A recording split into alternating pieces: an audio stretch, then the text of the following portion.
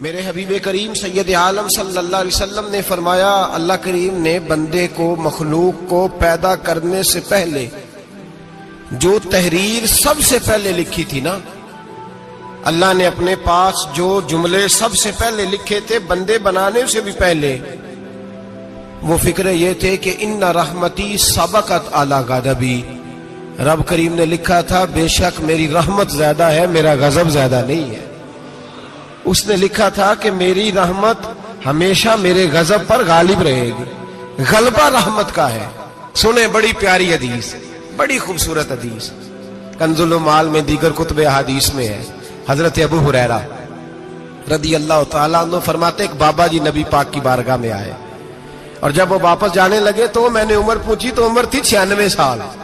کہتے ہیں بزرگ جب آئے نا تو یہ بھویں جو ہے نا ان کی سفید ہو کے تو یوں آنکھوں پہ آ گئی، بڑی چھڑی بابا جی نے پکڑی ہوئی اور دونوں ہاتھ پکڑ کے نا چھڑی کے اوپر جھکے ہوئے ہیں ایک جانب، قربان جاؤں۔ کہتے ہیں جب وہ بزرگ مسجد میں داخل ہوئے تو میرے رسول نے کھڑے ہو کے استقبال فرمایا، کھڑے ہو، اور نبی کریم صلی اللہ علیہ وسلم نے آگے بڑھ کے بابا جی کو بازو سے پکڑا اور بٹھایا۔ حضور بیٹھ گئے، کہا بزرگوں کیسے آئے ہو؟ تو کہتے ہیں وہ بابا جی بات کرتے تو آنکھ کھول کے پہلے حضور کا چہرہ دیکھتے، پھر وہ بات کرتے تو ان کے لب و لہجے کے اندر بڑی پریشانی، بڑی تکلیف، بڑی مایوسی۔ عرض کرنے لگے یا رسول اللہ، حضور زندگی ساری گناہوں میں بیت گئی ہے، حضور غلطیاں ہی غلطیاں، یاد ماضی عذاب ہے، یا رب چھین لے مجھ سے حافظہ میرا۔ اے اللہ کے رسول بڑی لمبی فہرست ہے، پاپ ہی پاپ ہے، کالے سیاہ دفتر ہے۔ یا رسول اللہ صلی اللہ علیہ وسلم جب پلٹ کے دیکھتا ہوں حضور مجھے نیکی دکھائی نہیں دیتی۔ حضور اس عمر میں آپ کا ایک صحابی ملا ہے، اس نے بات سمجھائی ہے تو تھوڑا خیال آیا ہے، لیکن یا رسول اللہ صلی اللہ علیہ وسلم اب میرا وجود بیکار ہو گیا ہے، حضور بوڑھا ہو گیا ہوں۔ تین باتیں کہیں بزرگوں نے اور نرالی کہیں، کہنے لگے یا رسول اللہ صلی اللہ علیہ وسلم، حضور اب تو میری کمر بھی سیدھی نہیں ہوتی کہ میں نماز ہی صحیح ادا کر سکوں، بوڑھا ہو گیا ہوں۔ یا رسول اللہ صلی اللہ علیہ وسلم اب میرے اندر طاقت نہیں کہ میں محنت مزدوری کر کے صدقے اور خیرات دے سکوں۔ یا رسول اللہ صلی اللہ علیہ وسلم اب میں تلوار لے کے جہاد بھی نہیں کر سکتا، حضور نہ میں لمبی نمازیں پڑھ سکتا ہوں، آقا نہ میں صدقات و خیرات دے سکتا ہوں، محبوبہ نہ میں دین کے لیے کوئی جہاد کر سکتا ہوں، بیکار وجود ہے، بیکار بیکار وجود کو تو گھر والے برداشت نہیں کرتے، بچے دعا کرتے ہیں یا اللہ ابا جی کو پردہ دے دے، اماں کو پردہ دے دے، بیکار ہو گیا ہوں، اور آج آیا ہوں تو مجھ بیکار کو میرا رب قبول کر لے گا؟ آج کلمہ پڑھوں تو بیکار ہوں، کسی کام کا نہیں، نہ نماز نہ صدقات نہ جہاد، قبول کر لے گا؟ حضرت ابو ہریرہ فرماتے ہیں جیسے برسات میں بارش کی جھڑی لگتی ہے، یوں مصطفیٰ کی آنکھوں سے جھڑی لگ گئی، حضور کھل کے روئے، کھل کے۔ اور میرے حبیب پاک نے فرمایا بزرگوں بڑے مجاہد ہیں، دین کے لیے جہاد کرنے والے بڑے ہیں، رب کریم کو آپ کی تلوار کی اتنی حاجت نہیں، اور فرمایا اس کے خزانے کوئی خالی تو نہیں کہ آپ ہی گویا صدقہ دیں گے تو بھرے جائیں گے، اور فرمایا پھر رب کریم کی شان میں اضافہ نہیں کرتی عبادتیں، وہ تو بندے کو نفع دیتی ہیں۔ میں بزرگوں نہ آپ جہاد کریں، نہ آپ صدقات دیں، لا لمبی نمازیں پڑھیں، آپ صدق دل سے آ جائیں، اللہ کے رسول کا وعدہ ہے رب آپ کو بغیر حساب کتاب جنت عطا فرما دے گا۔ آنا تو شرط ہے کہ نہیں؟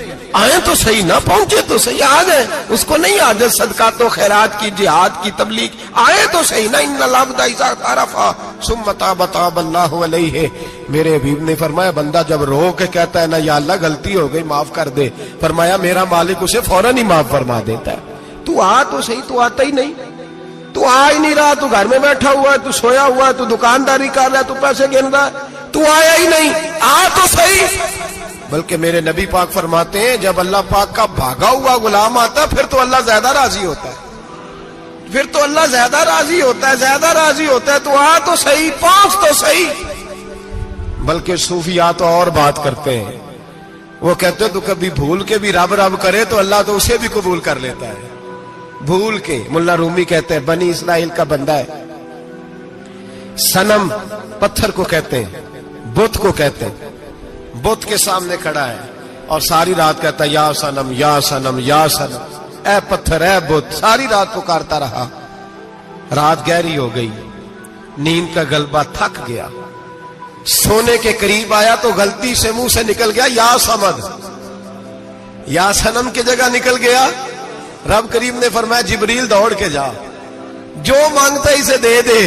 हजरत जिब्रील अर्ज करते हैं मौला भूल के तेरा नाम ले रहा है, भूल के ले रहा है। तो रब करीम ने फरमाया चल नाम तो मेरा ही ले रहा है ना, मेरा ले रहा है ना या अल्लाह। वो अल्लाह करीम ने फरमाया झूठे के सामने सारी रात का खड़ा है, सारी रात का पुकार रहा है, उसे कुछ नहीं मिला तो सच्चे का नाम लिया है। अगर मैं भी कुछ ना दूं और बुत में और मुझ में फर्क क्या रह जाएगा। जा जो मांगता है झोली भर के दे, नाम तो लिया है ना। ओ भाई तू बहाना तो बनाना, वो आ तो सही ना, तू यहाँ आ जा, पहुंच जा, आ जा, बस बैठ जा, उसकी बारगाह नाज में हाजिर तो हो ना। तुझे फुर्सत ही नहीं, तू यारों के लिए टाइम निकालता है, बाजारों के लिए टाइम निकालता है, गलियों के लिए टाइम निकालता है, चौकों चौराहों के लिए टाइम निकालता है, हफ्ते में एक दिन होटलिंग के लिए भी जाता है, लेकिन कभी छुप के दो नफलों की तुझे तौफीक नहीं होती। और मैं कई दफा कह चुका हूं, जिस बंदे को बगैर इबादत के रिज़्क ज्यादा मिलने लग जाए उस पर आजमाइश होती है रब करीम की। अल्लाह फरमाता है इसको पैसे दो, इसे आने ना देना, इसको को चल पैसे दौड़ जा। लोग समझते हैं मैं बड़ा ज़हीन हूं, अक्लमंद हूं, देखो मैं अपनी होशियारी से चालाकी से आगे निकल गया। तो आजमाइश है, ये तो आजमाइश है रब करीम की तरफ से, ये तो उसकी खुफिया तदबीर है। मेरे भाई उसकी बारगाह नाज तक जो आ गया, आना तो हमारी जिम्मेदारी है कि नहीं। फिर उसकी रहमत आगे बढ़ के इस्तकबाल कर लेती है, फिर अल्लाह का फजल उसको थाम लेता है उस बंदे को। और खुदा की रहमत कितनी ज्यादा है। मेरे हबीब करीम सैयद आलम सल्लल्लाहु अलैहि वसल्लम ने फरमाया अल्लाह ने अपनी रहमत के 100 हिस्से किए। हुजूर फरमाते हैं एक हिस्सा अल्लाह ने दुनिया में नाज़िल किया है। कितना? एक हिस्सा। फरमाया ये जो माँ बेटे से प्यार करती है, बाप बेटे के लिए मजदूरी करता है, जो बहन भाई के लिए रोती है, ये जो बीवी शौहर के लिए दुआ मांगती है, ये जो बच्चे माँ बाप से प्यार करते हैं, फरमाया ये उस एक रहमत का नतीजा है, एक रहमत का नतीजा। तो सहाबा कहने लगे या रसूलल्लाह वो 99 किधर है? नबी पाक ने फरमाया रब करीम ने संभाली हुई है, कयामत के दिन तुम्हें अता फरमाएगा।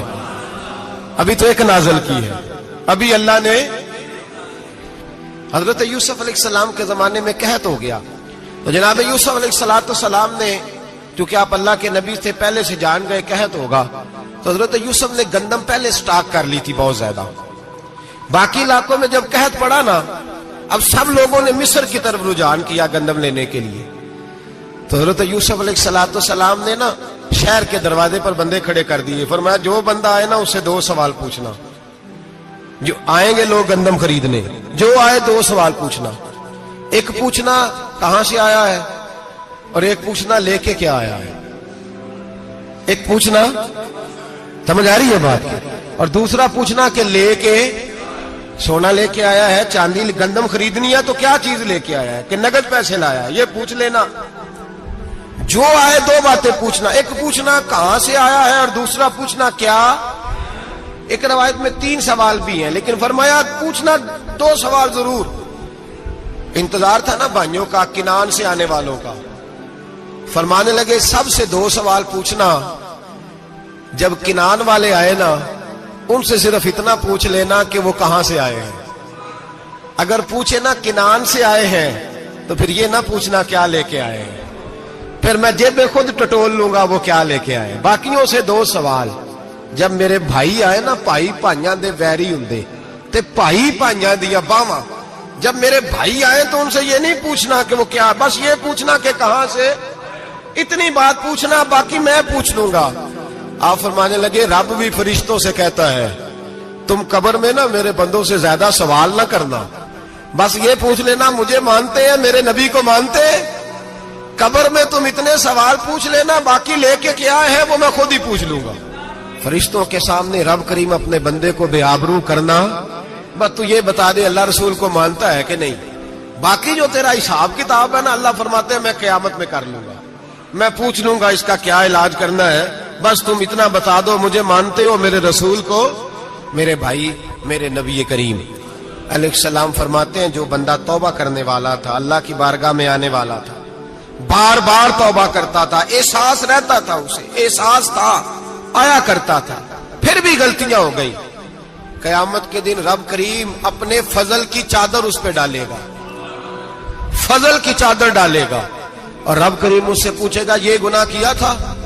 اور نبی پاک فرماتے ہیں اس نے بڑے بھی گناہ کیے، اللہ چھوٹے چھوٹے گناہوں کے بارے میں پوچھے گا، یہ غلطی کی تھی، یہ گناہ، بندہ ڈر رہا ہے، وہ کہہ رہا ہے پتہ نہیں سزا کیا ملے گی، کیونکہ دنیا میں بھی ڈرتا رہا، یہاں بھی ڈر رہا ہے، شرط یہ ہے کہ احساس والا ہو، آتا رہو، پھر بھی غلطیاں ہو گئی، خیال کرتا تھا، محنت کرتا تھا، نیک ہونے کی جدوجہد کرتا تھا، کوتاہیاں رہ گئی، یہ گناہ کیا تھا یا اللہ بھول گیا تھا، یہ گناہ کیا اللہ مجھ سے غلطی ہو گئی، یہاں بھی کیا تھا یا اللہ غلطی ہو گئی۔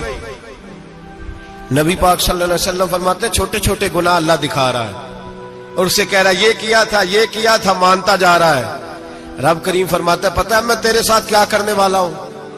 ٹانگیں کانپ گئی، یا اللہ پتہ نہیں، فرمایا میں تجھے ان گناہوں کے بدلے نیکیاں دینے لگا ہوں، ان گناہوں کے بدلے نیکیاں۔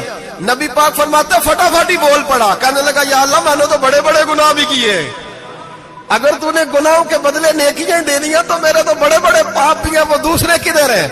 تو میرے حبیب کریم علیہ الصلوۃ والسلام فرماتے ہیں رب مسکرائے گا جو رب کی شان کے لائق ہے، اللہ فرمائے گا تیرے دل میں احساس تھا، تو آیا کرتا تھا، تو توبہ کرتا تھا، تو میری بارگاہ ناز میں آتا تھا، پتہ تیرے اوپر چادر کیوں ڈالی ہے؟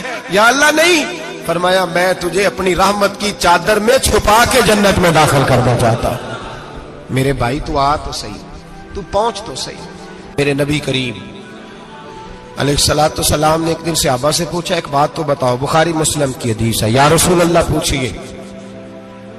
نبی پاک صلی اللہ علیہ وسلم نے فرمایا اگر کوئی آدمی صحرا میں سفر کر رہا ہو، بہت بڑا صحرا ہو، اونٹ پر اس کا سفر ہو اور اس نے اونٹ پر کھانے پینے کا سامان باندھا ہو، پیسے بھی رکھے ہو، پانی بھی رکھا ہو، تھک گیا سفر کرتا کرتا، درخت کی ایک ٹہنی کے ساتھ اونٹ کی نکیل باندھی اور درخت کے نیچے لیٹ گیا آرام کرنے کے لیے۔